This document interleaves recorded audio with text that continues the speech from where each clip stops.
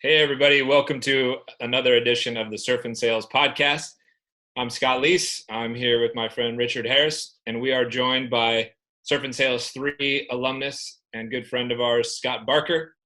If you don't know Scott, he is the head of partnerships at Outreach and also owner of the best hair in the industry and the king of the Swiss turtleneck. Welcome to the show, Scott Barker.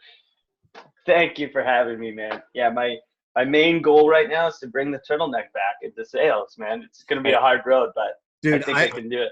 You're off to a good I'll start. sport the mock turtleneck. I'll go for the mock turtleneck versus the turtleneck, but I'll support your efforts, dude. So Okay, thank you. You I'm taking it from Steve Jobs. Yeah, you look better in it than I do, probably because you got cool hair. I like that you go for the white version, though, to blend in with the countryside in your Switzerland. Let me ask you a question. And this is a relevant question to everybody who is in sales, especially those who have to travel so much. Your travel schedule is insane. And to me, you're all over the place from one part of the country to the next, different countries, overseas. You live in Vancouver. How do you keep up with everything that you need to keep up with? How do you keep up with your daily life and remember to pay your bills and things like that when you're traveling so much, man? It's not easy, and when I come back, I basically have to shut off everything else and really focus. Anytime I'm in my office like I'm right now, it honestly feels like I'm on easy mode because I have everything I need, and so I really buckle down when I am home. And then, I honestly try and outsource as much as humanly possible, right? Like, what does that mean? Try and get your groceries delivered, and like anything that's not worth my time, I try and get someone or pay someone to do it. Handle my finances, help me with taxes, this sort of thing. Like, there's professionals that do that. I try and stay in my lane. I know what I'm really good at, how I make money, and the rest someone else can. So when you do plant yourself back at home, do you find that your productivity like spikes and goes through the roof? Yeah, big time, for sure. So give everybody some of your top couple productivity hacks while you're traveling.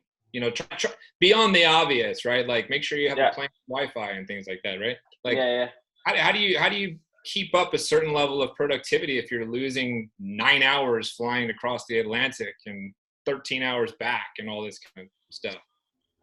Well, the cool thing is a lot of times you can pay for Wi-Fi now on flights. It does suck, but usually you can get emails. You can also, do things that you can do offline. So I create a lot of content. I write a lot. I can bang out 20 LinkedIn posts on a flight. Another hack I have, I'm a double monitor guy. There's things like Duet is an app. You can use your iPad to have a double monitor. I think the newest iPods actually have that built in. That's really helpful for me. I can set up my, battle station, if you will, in my hotel room. And then, so here's a big thing. And I started doing this about probably only like a year ago, but I used to always have this weird habit, and I think a lot of people do, is, okay, I got an email, I see something I have to do, and then I'll write it on a to-do list. And then when I come back at the hotel room, I have like a 50-page to-do list that I have to go and then spend, 3 hours until the wee hours of the night doing. Now, if I look at something and I can do it in less than, 5 minutes, I just deal with it there. Like, then and there, I just do it. And it's kind of I've retrained my brain that it doesn't have to be perfect. Half-baked is better than not done at all. And it'll be like a 3-sentence response. Yeah. And sometimes that's good enough to kind of get it to the next step, put the ball in their court, and activate the people. I do the same kind of thing. Anything that doesn't require serious thought and contemplation on my part, I try to reply and get it done, right away. Are you a zero inbox guy? No. You're not? No, I used to be. My email response times keep getting longer and longer, and the world hasn't ended yet. So I don't know if it's a best practice, but like, if it's hyper important, someone will usually ping me again. And there's of course certain relationships. I do carry a bag still. I'm still managing relationships. Certain ones are more important than others. There are certain ones that I'll get back to right away, but no, I'm not an inbox zero guy. I think it got to a point where it was more stressful than good to try and do that every day. I love hearing about people's patterns and habits and things like that. And you said that you might crank out 20 LinkedIn posts. That may or may not be an exaggeration, but the point remains, like, yeah. I'm just curious, do you really operate like that? I'm wondering if you do too, Richard. Like, I don't operate that way. I don't have like a bank or a library of posts, and maybe that's a defect of mine in the way that I operate. But do you really do that, Scott? You have that like banked? Sometimes. So actually, I get up at 6, and usually I will have my coffee, go in the shower, and that's when I'll think of a LinkedIn post. That's usually what happens. What I more mean is sometimes I will have banks of LinkedIn posts, creative writing, getting thoughts down, just a Google Doc of like brain dumping of my ideas on sales and marketing is definitely something I do. I'm a big believer in like working in sprints. Like, yeah. I think we're all supposed to like operate how like lions do, where they're chilling for 60 or like 80% of the time, and then when they're going out and hunting, they're exerting like just a ridiculous amount, and they're going and they're hunting, and they're like, I'll have days that I feel like I accomplish as much as people accomplish in like a month in a day, because everything will be flowing and I just won't stop. So like, I gotta remind myself to eat, and I'll just go. And I think you gotta harness those kind of creative, high energy moments. And yeah, how do you build up the stamina to sustain? Like, let's say you do that. I think I have a question, Scott, because I know the answer. This is it. Scott, yeah. Just remind everybody, how many kids do you have? Yeah, it's totally 0. Yeah, I know. That's why I'm on cheat mode. I say this all the time. It's not lost on me. I have 0 kids. Yeah, I know. But how, baby, and I'm taking full advantage of it. How do you build the stamina for that, though? Because I think a lot of people, and myself included, I can relate to that. There's certainly days where I'm like, holy crap, dude, I just got so much done. Like, I feel like Rambo right now. Like, I'm unstoppable, right? But then there's other days where I feel like, the last couple of days really took it out of me, right? Yeah. And I wonder, is there a way for people, yourself included, to build up stamina to sustain more of those kind of full sprint kind of days? So rather than 1 a week, maybe there's 2, and then there's 3. Mm-hmm. Is that possible? Do you believe in that? I do. And like that analogy I used of the lion, like, think of how much time they take in self-care, where they're just sleeping and they're chilling in the savannah. Like, I have, for the amount of stuff that I get done and the things that are doing, I take a lot of time to like go to nice restaurants with my girlfriend, and every Friday and Saturday night I'm hosting friends, and that's the stuff that fills my cup up. And like, I don't sacrifice that stuff. I don't sacrifice my time in the gym for anything. I don't sacrifice my time, reading a book for anything. I don't sacrifice my family and friend time for anything. That comes first. And that, by doing that gives me the energy, and my cup is full to do all the other stuff.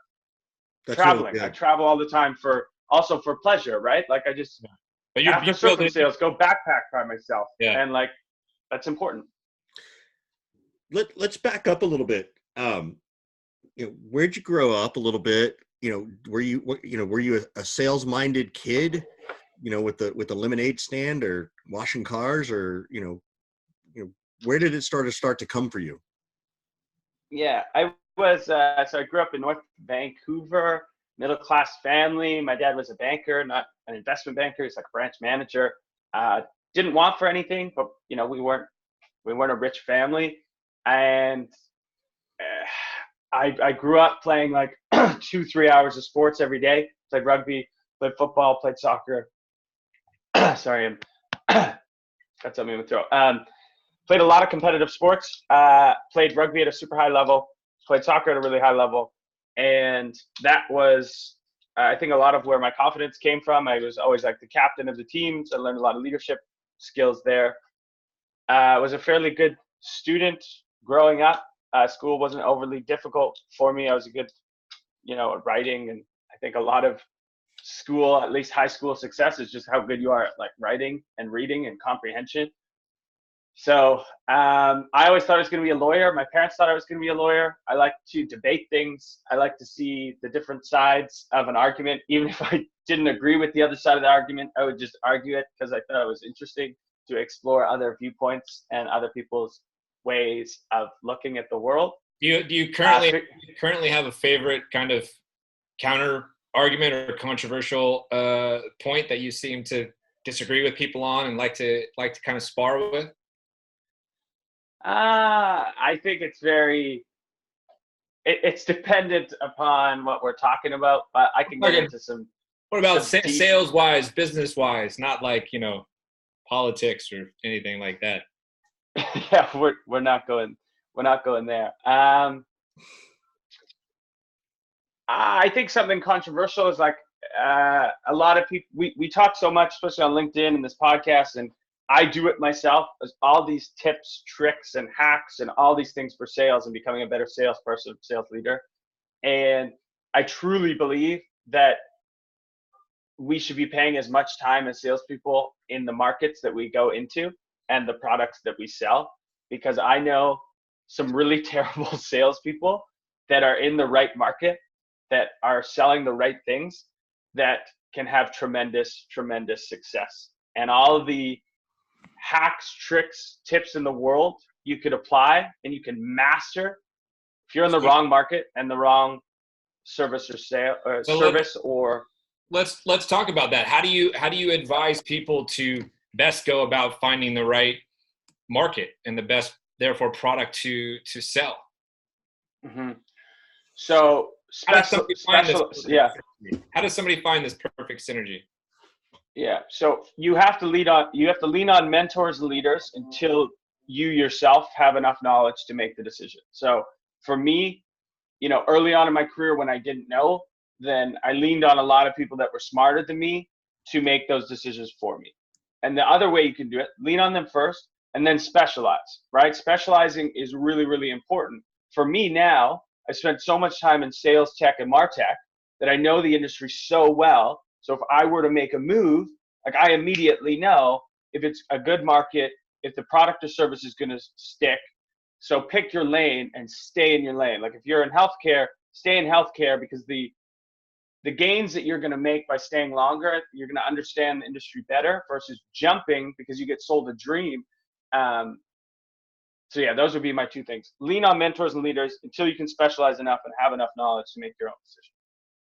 And how do you advise people to go find a mentor? I've talked with a number of people, Kevin Dorsey, who for example. I just did a webinar with him right before this.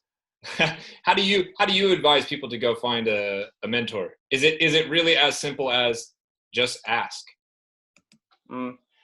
So find people who have a vested interest in your success, right? Like that they benefit by you getting better at your craft, right? So like your VP of sales, maybe he's not your direct report, you got a sales manager, but your VP of sales or your CRO, by you getting better, that benefits them. So my first mentors were always leaders that I worked for, and by them giving me their information, they were also helping themselves hit their number. My favorite question in the world was, hey man, I want to be you in 5, 10, 15 years.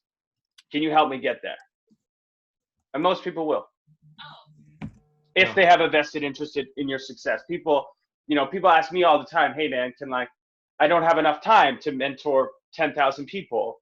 But if, there's a lot of different ways of vested interest. Like if you have a friendship, or there's a monetary gain, or there's all these different things that you can look at, that by them investing their time, they're getting something out of it too.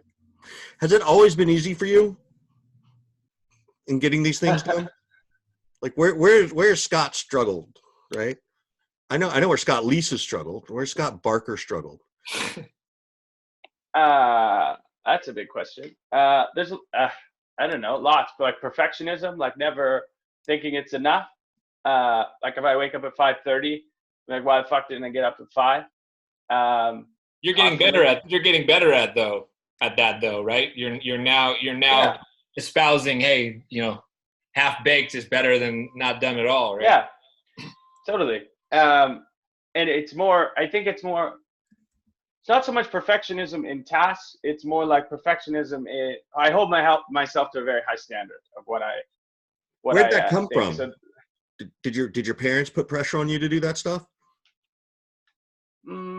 I think a lot of it was, I don't know, man, this gets deep, but I think when you have a certain amount of success, I was like, school came pretty easy to me. I was captain of my sports teams. When you have a certain level of success early, success becomes expected from all the people around you and from yourself. So when you're not getting success, something seems wrong. And when things aren't going that way. And I think honestly it comes down to like chemicals in your brain. So many good chemicals fire that now your normal becomes dependent on things going really, really well. Have things ever gone so, which is good, right? Like you definitely have to push yourself to go good, right? Yeah. And I think, I think both of you as hardcore athletes, that's just sort of innate in you, right?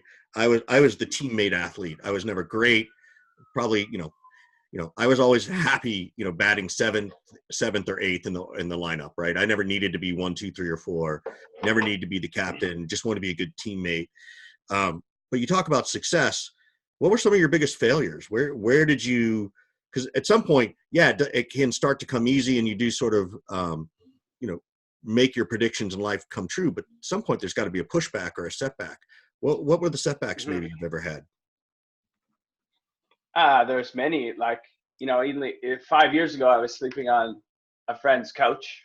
I struggled with, I guess, alcohol and drugs in the early 20s, as a lot of people do, as you're trying to figure that side of life out. And, I was, got fired from a bartending job for partying too much. I had to walk away from a pretty healthy salary as a sales manager in B2C to try and get into tech. And I had to basically get rid of my apartment, sleep on my buddy's couch, and take a BDR salary of $32,000 a year. That was only 5 years ago. Couldn't pay my bills. That was sobering. I got kicked out of my house when I was 19. Well, hold on. Stop right there. What did you do at 19 to get kicked out of your house? Because here you are, you're the star athlete in high school, you're the captain of the team. Like, where was the fuck up? And you don't have to give the details of what you did. I'm not asking for that. Yeah. Partying too hard. Yeah. And so I basically, for those of you who don't know my story, so straight out of high school, I got a job selling door-to-door golf and spa packages. It was a ridiculously hard job. And I became very successful. I basically fell to like one of those scams on Craigslist, being like, you can make $500 a day, working 4 hours a day. And it was complete bullshit. Most people made like $20 a day. I was like the one guy who was stupid enough to believe that I actually started doing that and found a way to do it. So I had a lot of success. They flew me down to Australia to help open up an office and train people at 18 years old. You can imagine what that does to someone's ego when they're 18 and they get flown down and all their expenses paid for, and you're now training people who are 25, 30. You think life's going pretty good. You think you're pretty cool. And with that came a lifestyle of, partying and having too much fun on weekends and overindulging in substances. And so when I came back home after 6 months of doing that, I came back to live with my parents and didn't leave any of that stuff behind. So kept doing it, partying, 4 nights a week, going out too late, doing all the things that comes with that. And so I wouldn't say kicked out, politely asked to leave, we'll call it. Right. Either change your lifestyle or you live on our house, our rules. My parents are awesome, and they would never, leave me to be on the streets, but it wasn't working. Something had to give. Right. So what was sort of, again, what was sort of rock bottom? What was the, hey, okay, I got to change. Like, I got to stop doing all this stuff that's unhealthy? Rock bottom was getting kicked out of my house. I went and got my own apartment. The only reason I could really afford that, I wasn't working at the door-to-door place anymore. The only reason I could afford that is because when I was young, I was an actor. I did a bunch of commercials. I did about 15 commercials for Cinnamon Toast Crunch, Hot Wheels, Ring Pop, all these funny 90s brands. And oh my God, I got to go find those.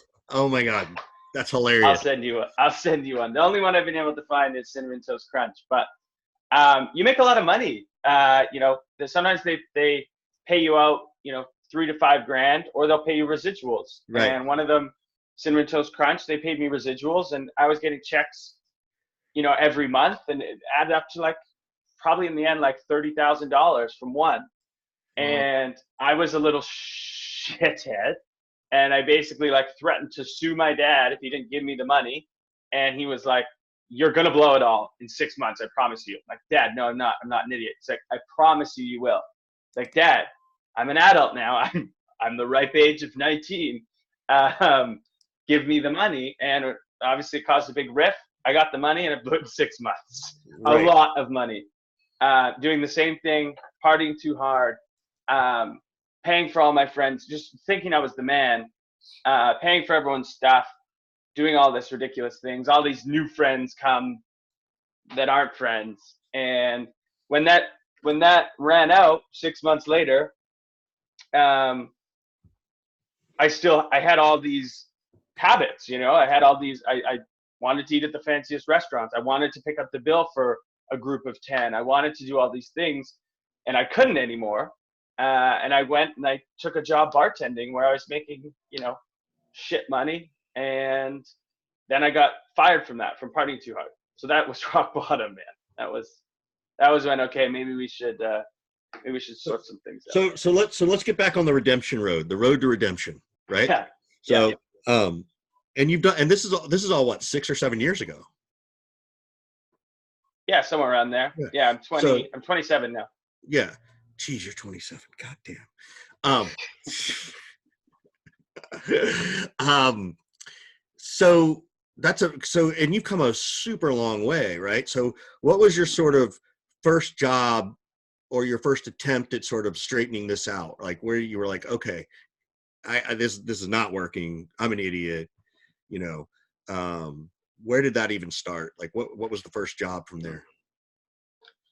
I got super lucky through that bartending gig. I had someone that sat at my bar all the time who was a sales manager, and it was in the travel industry. And he heard my story about living in Australia and stuff.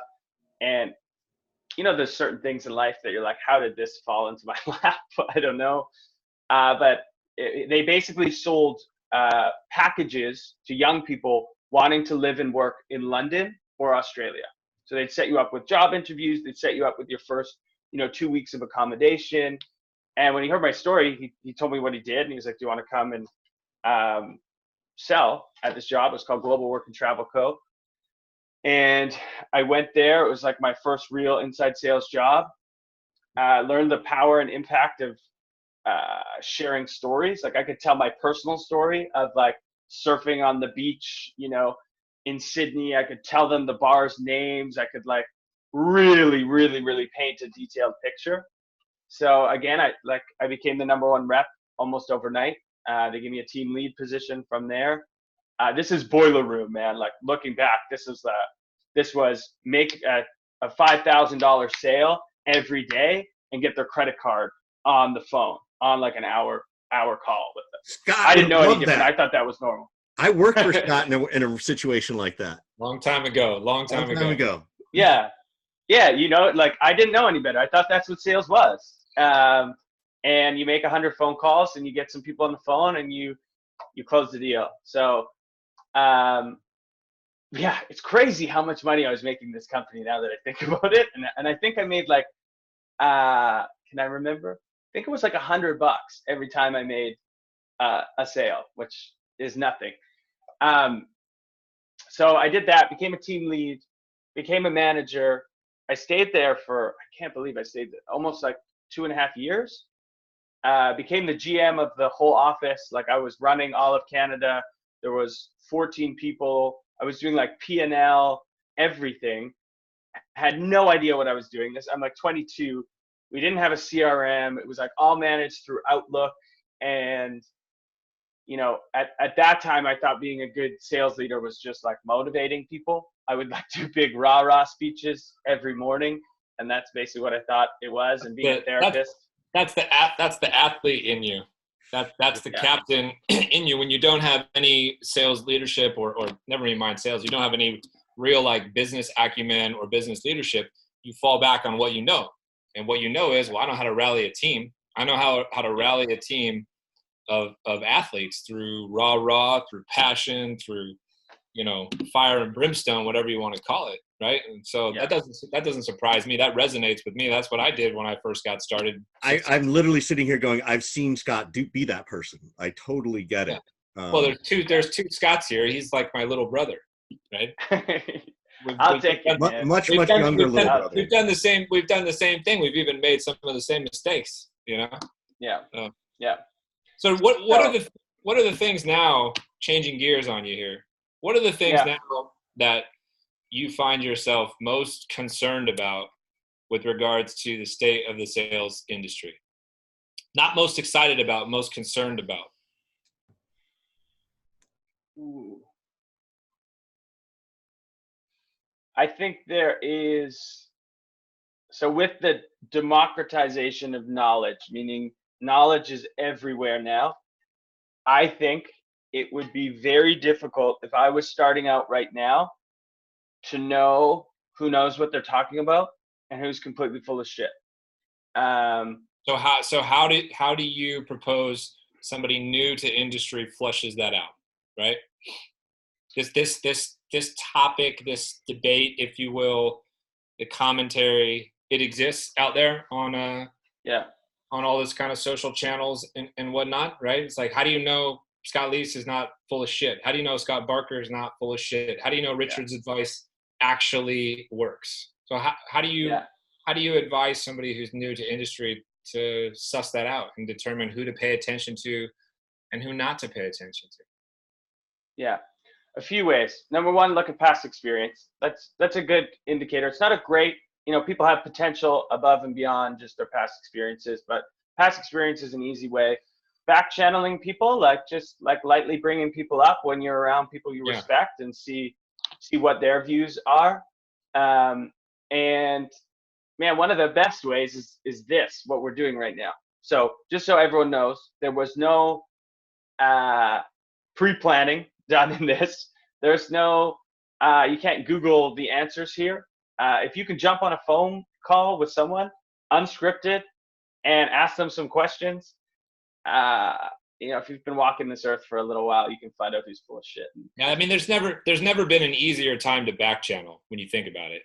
Totally. Right. Yeah. I mean, somebody asked me today on LinkedIn, you know, is it still reasonable for a company to ask you for your W-2? I suppose to sort of prove you are who you said you were. And I sort of deviated from answering the question a little bit, but I was like, it's kind of a stupid question because, you know, it doesn't take me very long to back channel and figure out, does this guy Barker actually sell very well? Right? Yeah, exactly. So, it's almost like, it's really you know, who says it? I think it's Keenan says it. It's like it's the show me economy now, right? Like, I don't give a shit what you say. Show me that you do what you say, right? Like, I still close multi-million dollars a year, and you can go ask everyone. That's what I do, right? All this other stuff is just for fun because I like to be busy and I like to do things, right? Like, you can ask around and you can find out.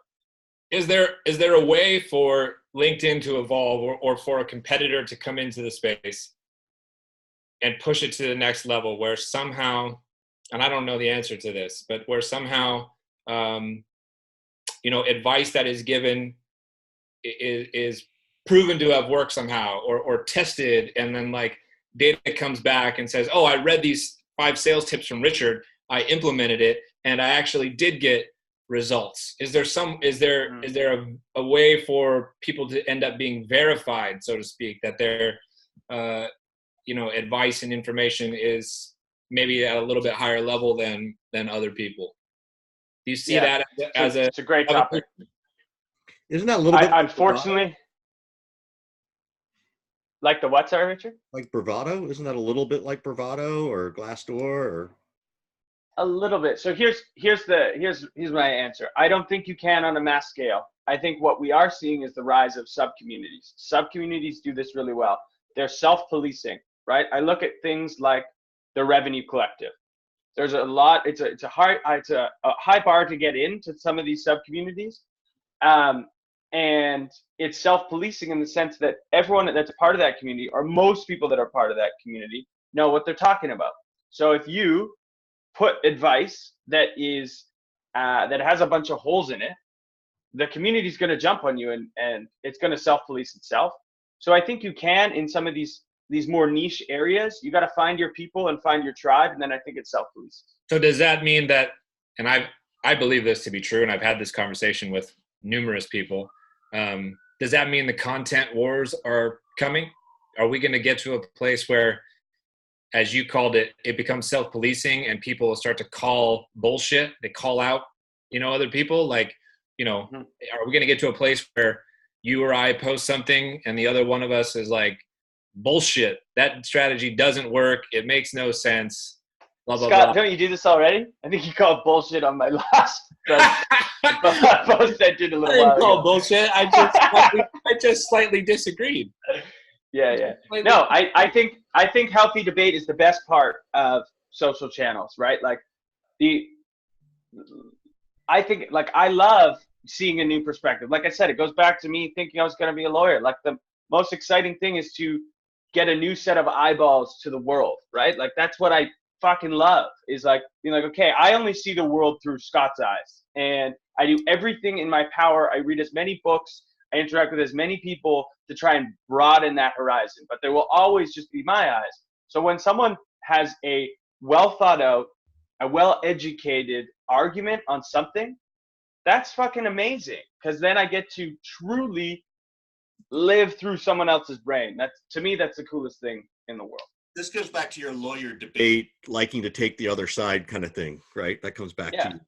So yeah, I think where we don't want to go is, like, I think it's weird that you can like delete comments and stuff, and you can kind of curate this version of an argument. I think that's muddy waters to get into. I hate it when people do that.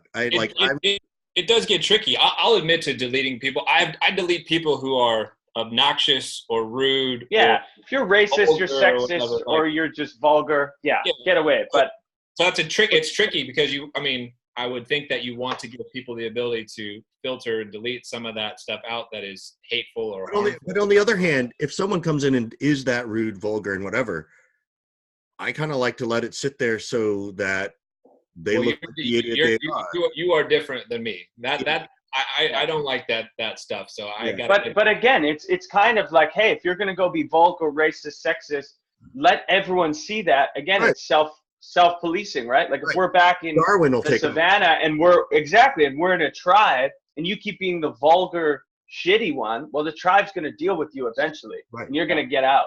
Mom and dad are gonna kick you out. Yeah. Fair. That's a fair point.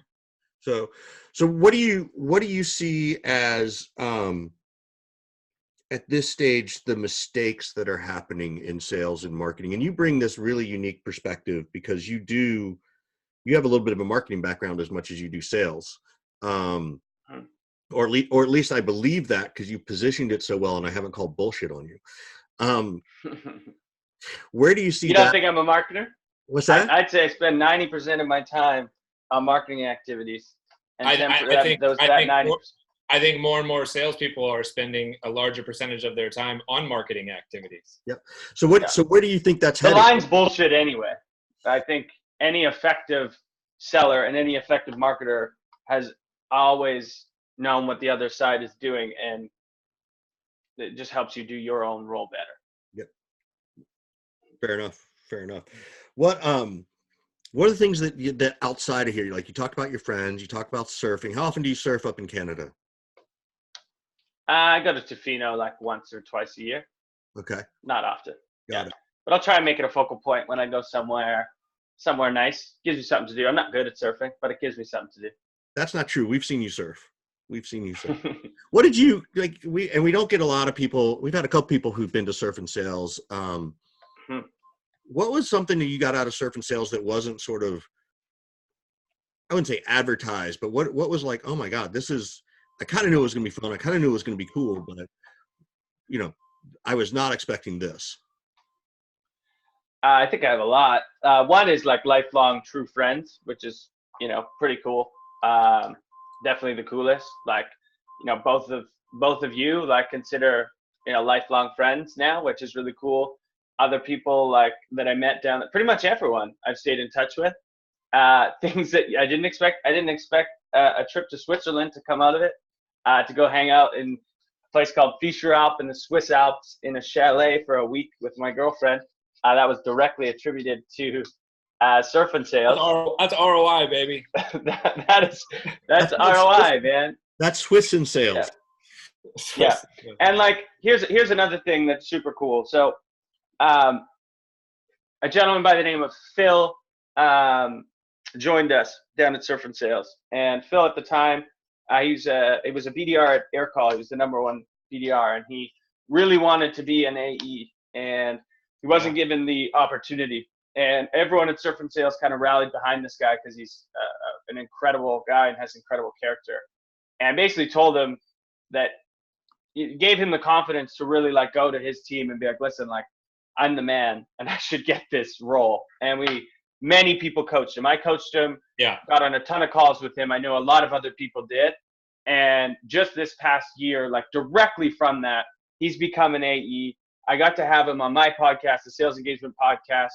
And it was the episode blew up. He just called me yesterday. He's like, dude, I'm getting like consulting offers, like all this stuff.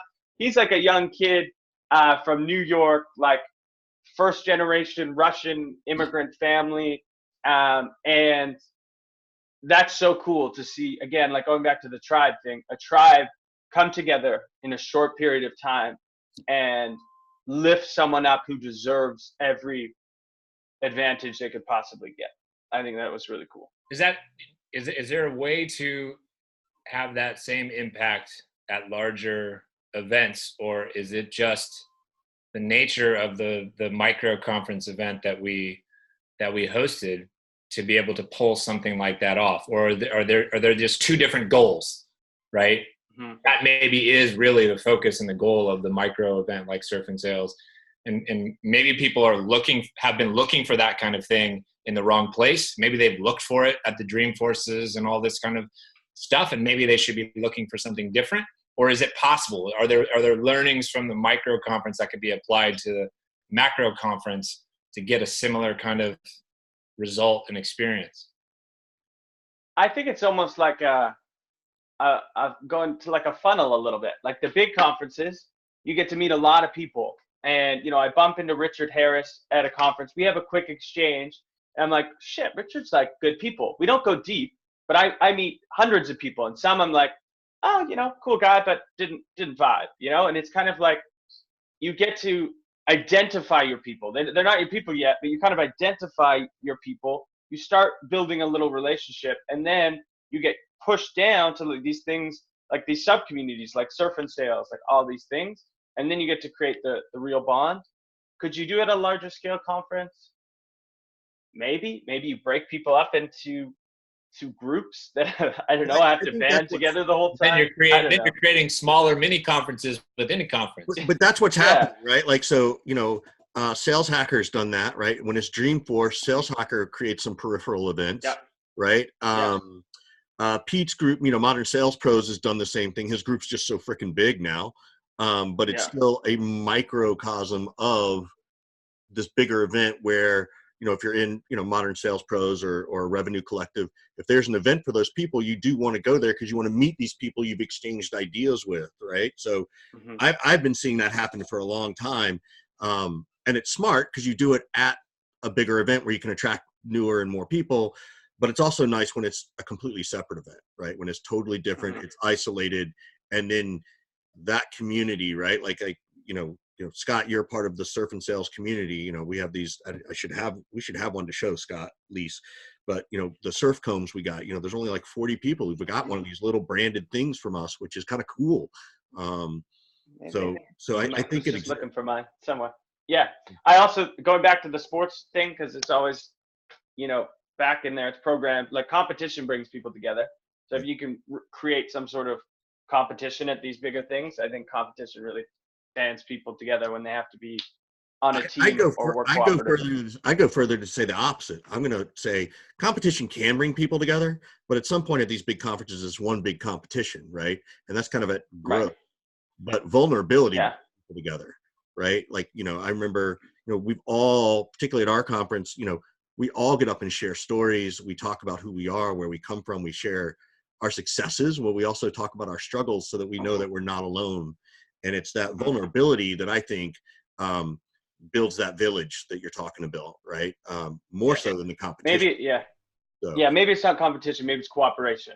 So it's cooperating together as part of a team, competing against some other team, other force, has always been. I got another question, and I only ask this because, it's a little bit out of jealousy, right? Hair care products, how many do you actually use? How many do you have? One, man. One. One? It's one. It's a Dutch. Where is it? Let me go. Hold that thought. That's hilarious. He has it just like right there. I have a bathroom over there, man. There you go. Get yourself some of this. Ruse. That's the good stuff. REUDEL. Wow. Oh my God, that's hilarious. You heard it here first. That looks like gonna sign an influencer deal with them. Yeah, we should. That's right. They just got free advertising. No doubt. Aren't you supposed to be in charge of partnerships, Parker? Yeah. I don't know. Yeah. What is there that we can help you with these days, man? We're always trying to help our tribe, our community. Not that you need our help necessarily, but is there anything that comes to mind that we could help you with and kind of try to help guide you and steer you a little bit as you grow and grow and grow into wherever you're headed next?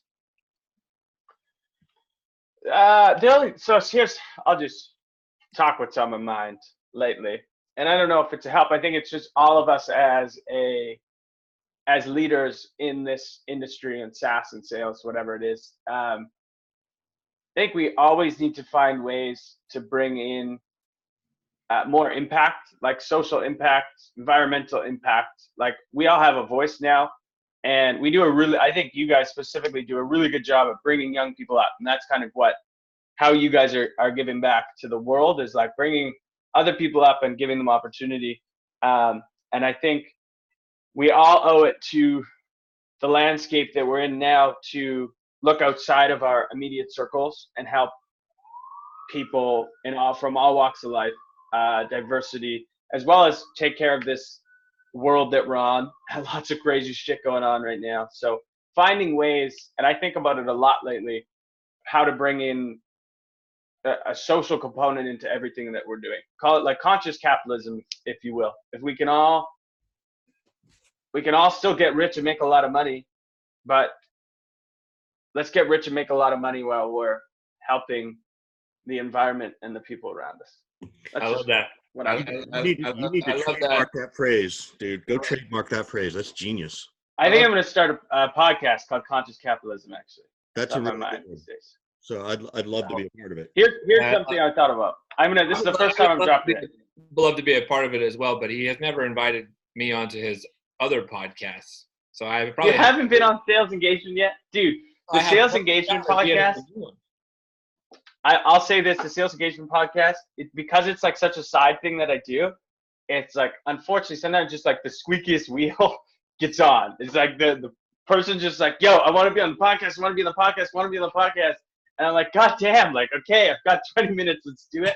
And sometimes I forget amazing people. I love the conscious capitalism thing. And I will make a commitment to you that I will think about that more and more and more and try to participate in that movement with you. It certainly is not lost on me that,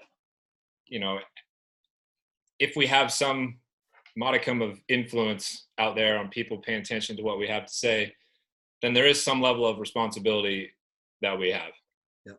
And I'm with you on that, and I would love to brainstorm along those lines, you know. And I know I'm gonna see you in a couple weeks. You're going on the road here any day, probably. You start next week maybe with Becca and Josh, and I'll be here in Austin. Share real quick, because this is gonna drop next week. Yeah. What are you doing, man? Where are you headed? I know about it, but share it. Dude, that's a good question, man. I just say yes to things and show up somewhere. So I'm getting on a bus. I'm getting on a bus with Beck Holland, an amazing sales development leader, a good friend of mine over at Chorus, and Josh Braun, who's another fantastic kind of sales influencer, thought leader. It's got some amazing ideas. And we're going basically on the road to try and just turn the tide in salespeople's favor a little bit. Like myself, Beck, and Josh have had some level of success in this world of sales and business development. And we're just going to share all of our secrets with everyone, because the industry's struggling. People aren't hitting quota. People are stressed out. And, you know, your career is such a huge part of your life, and it can bring you so much stress, or it can bring you so much love and freedom and happiness. And honestly, why I agreed to do this ridiculous thing where we're hopping on a bus. I'm sleeping on a bus for 16 days. Actually, there's a few hotels in there, but getting on a bus for 16 days with a few strangers, friends, and going to 8 different cities is just, you know, like we talked about, give back a little bit. There's some SDR out there who's struggling right now, who's stressed out, who just needs a little bit of information, and his life's going to get a lot better. And Beck and Josh and myself. Where are you guys headed? Let people know what cities you're headed to. Dude, like everywhere. Austin, Texas. Austin. Yeah, we're going to Austin. So we're going to Boston, New York, Chicago, Austin, Atlanta, Denver, Seattle, Salt Lake City, and San Francisco. And then I'm actually going to London again. But hold on. How many days are you doing that? In how many days? That's 8 cities in 16 days. I'll be gone for a full month. On the road, driving, people. Driving. We're driving. Like this is a reality show.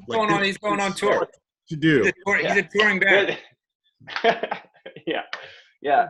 There's it's crazy, and it's a lot of fun, and life gets fun when you just say yes and figure shit out later. That's cool.